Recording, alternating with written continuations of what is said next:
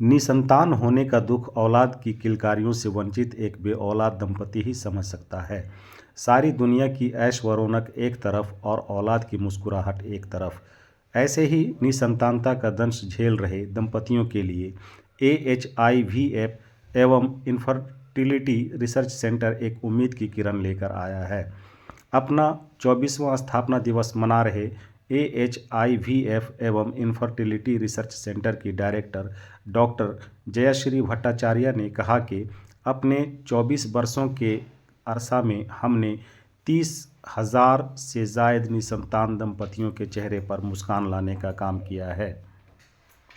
हमारे यहाँ इलाज के बाद प्रजनन दर 70 से 75% है, जो कि अपने आप में एक बड़ी उपलब्धि है। मतलब 18 साल से 35 साल तक मतलब मैरिज कर लेना चाहिए। अच्छा, इन 24 सालों में अगर बात की जाए तो कितने 18 साल से हम सोचते हैं 18 साल से 30 साल के अंदर शादी हो जाना चाहिए। इन 24 सालों में कितने मरीजों को जो है यहाँ से ट्रीटमेंट हो चुका होगा? हम लोग का करीब 15,000 पेशेंट्स हम देखे। अभी भी कई सारे मरीज जो है राजधानी रांची से बाहर जाते हैं, क्या कहेंगे वैसे मरीजों को आज इस मौके पे? किसी को बाहर जाने की ज़रूरत नहीं है। जो भी ट्रीटमेंट बाहर जाके होता है वो अभी पॉसिबल है यहाँ पे, और प्रेगनेंसी के चांसेस बहुत अच्छा है। 70 to 80% चांस है ट्रीटमेंट से प्रेगनेंसी आने का।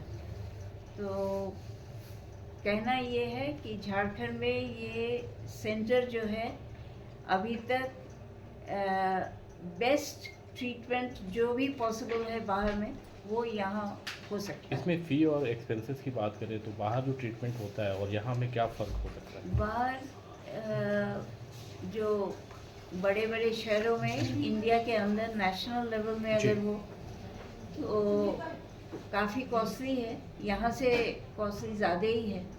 और इंडिया के बाहर हो वो 3 टाइम्स यहाँ जो कॉस्ट है उसका 3 टाइम्स कॉस्ट होता है। टाइम पीरियड क्या होता होगा इस ट्रीटमेंट? टाइम एक ट्रीटमेंट 2 से 3 महीने के अंदर कंप्लीट हो जाता है। मैडम, सवाल उसी से संबंधित है अभी जिसका जवाब दिया आपने। निसंदेह IVF निसंतान जो दंपति है उनके लिए बहुत बेहतरीन विकल्प है, लेकिन कहीं ना कहीं वो कॉस्टली ट्रीटमेंट की वजह से IVF की तरफ नहीं आ पाती है। तो ये संभव कब होगा कि एक आम दंपति जो औलाद से महरूम है वो IVF करा सके?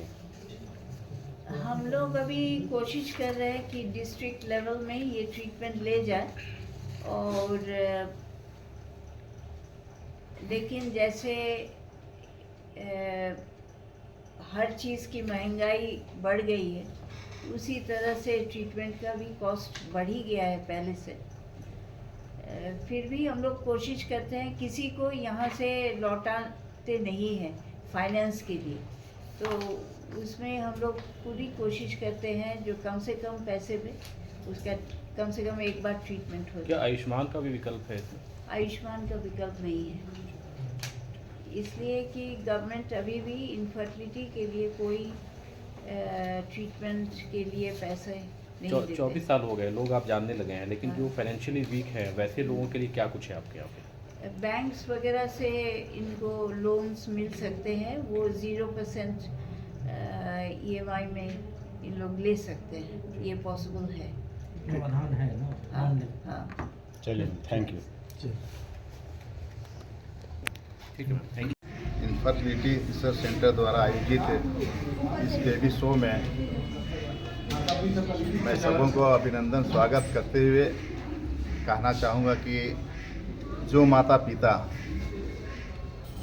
पिता बनते हैं उन्हीं को पता होता है बच्चों का क्या कमी का एहसास। कई मंदिर, मस्जिद, गुरुद्वारा, कई धाम लोग घूमते हैं कि माता जी मुझे एक बेटा दे दो, एक बेटी दे दो, एक संतान दे दो, और ऐसे समय उनको जब नहीं प्राप्त होता है, माँ नहीं बन पाती है, वैसे स्थिति में साइंस का सहारा लेना पड़ा। और दुनिया में साइंस ही ऐसा चीज़ है जो कि दुनिया को आईना दिखाने का काम किया है। और जो भी संस्था से हमारे साथी लोग जुड़े हुए हैं, डॉक्टर सब हैं यहाँ देश विदेश के, जो इस कार्य के लिए, इस पुण्य कार्य के लिए जुड़े हुए हैं, जो ये साबित कर दिया है कि जब मंदिर मस्जिद गुरुद्वारा से जब आपको आशीर्वाद नहीं मिलता हो तो वैसे परिस्थिति में साइंस ही एक ऐसा विज्ञान है जो कि आपको जीवित कर सकता है, आपको एक समाज के बीच में एक प्रतिष्ठित व्यक्ति के रूप में आपको ये आईना दिखाने का काम साइंस किया है। इसलिए आज बहुत खुशी का दिन है कि एक फाउंडेशन डे है और वैसे बच्चों को उन्होंने आमंत्रित किया होगा कि जो इस रिसर्च संस्था से जुड़े हुए हैं, जिन्होंने इसको कहिए कि अपनी भाषा में कहें कि उसकी उपज है, तो वैसे लोगों के बीच में हम आए हैं। तो निश्चित रूप से ऐसे बच्चों को, ऐसे माता पिताओं को मैं बहुत बहुत शुभकामना देता हूं, बधाई देता हूं कि आगे अपना जीवन यापन सुख शांति समृद्धि लेकर करें।